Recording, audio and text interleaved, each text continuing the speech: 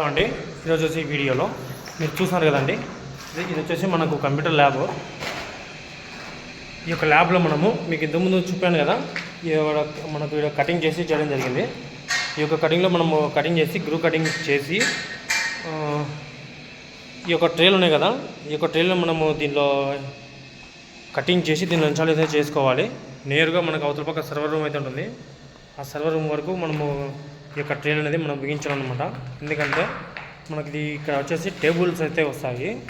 ఆ టేబుల్కి మనము సపరేట్గా ఒక్కొక్క సర్క్యూట్ ప్లస్ నెట్వర్క్ ఎన్ని సిస్టమ్స్ ఉంటే అన్ని కేబుల్స్ అనేవి మనం లాగాలి. కాబట్టి మనకు పైన అయితే కుదరదు. కాబట్టి అందుకే మనము స్లాబ్ అనేది గ్రూ కటింగ్ అయితే చేసుకొని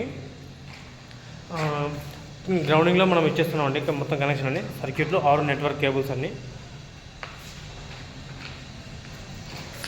ఇదిగోండి కటింగ్ చేసి మేము చిప్పింగ్ అయితే చేస్తున్నాము.